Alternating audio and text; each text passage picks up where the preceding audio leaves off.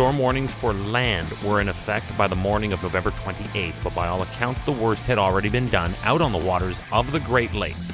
Hi, I'm Chris May, writer, producer, and host of This Day in Weather History, now in its second year from the Weather Network in Canada. The storm is termed a Witch of November. The ship that was wrecked in it was the SS Mataafa. This day in weather history. Looking back, it has been remembered as the Mataafa storm of 1905 and still stands up today as one of the worst of its kind to ever hit the Great Lakes. Quick refresher for those who may have just found this podcast and whose only reference to witches is either Glenda or the Wicked from The Wizard of Oz. These are seasonal weather events that occur frequently across the Great Lakes in autumn.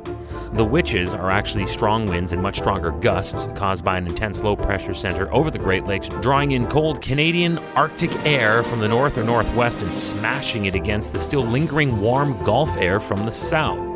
At first blush, you'd think that this is a relatively ordinary occurrence, but these particularly severe events seem to be always at their worst in November, giving this month a particularly cruel reputation as the month that has seen many Great Lakes sailors perish beneath the waves.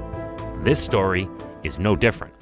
The low moved across the Great Basin while deepening on November 26th and 27th, then blew east-northeastward across the Great Lakes on the 28th, this day in weather history. Fresh east winds were forecast for the Great Lakes for the afternoon and evening of November 27th, and that would have marine implications. But by the morning of November 28th, there were storm warnings in effect for land. And remember that this is late November, so this will likely come with a significant lake effect or lake-enhanced snowfall. That certainly panned out. Storm force winds and heavy snow accompanied the mighty cyclone's passage. But why is it called the Mataafa storm? Let's go back to the month of November having a reputation for wrecking ships. Remember, on the November 10th edition of this podcast, I featured the wreck of the Edmund Fitzgerald. Well, this storm, named after the Mataafa wreck, was responsible for damaging or totally destroying about 29 vessels and killing 36 and causing shipping losses of over $3.5 million. That's in 1905 dollars, by the way. Anyway, what happened? November 27th, at 5 o'clock in the afternoon, the SS Mataafa was on her way out of Duluth, Minnesota, loaded with iron ore and towing the barge, the James Naismith. But at 6 p.m., only an hour later, winds at Duluth ramped up to 44 miles per hour or 71 kilometers per hour. Those were sustained. As she approached the port, it became clear that it was useless to try to bring both the steamer and the barge through the narrow Duluth Ship Canal into the harbor, so Captain Humble at the time gave the order to cut James Naismith loose. All right, so there goes the barge.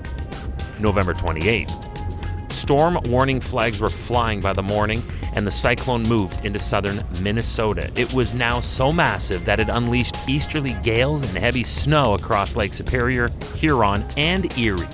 Gusts now hit close to 70 miles per hour. It's almost 110 kilometers per hour in Duluth. At the harbor, lake levels peaked at 2.5 feet, or almost 3/4 of a meter above normal during the storm. Not much, but couple that with heavy snow, and we have real big problems.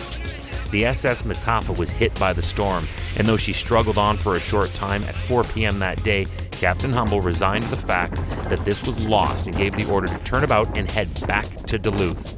Then Mataafa attempted to make it back into safe harbor alone, but, and I quote, she only made it about halfway between the twin concrete piers when a backwater surged out. Heavy water struck her stern, driving her prow down to the muddy bottom, and then slammed her stern against the north pier.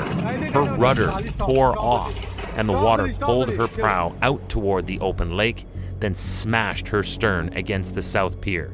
She grounded in the shallow water outside the north pier, where she broke in two, her stern settling slowly into the water. The Witch of November had claimed another ship and took more lives. It was the wreck of the SS Mataafa, this day in weather history.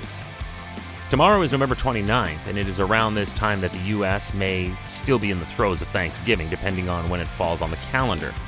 It is traditionally, in a normal non-pandemic plagued world, also the busiest travel day in America, and depending on where in the Union of States you have to be, the weather can wreak havoc on your plans. But again, depending on where you are, will dictate just what kind of havoc you got to deal with.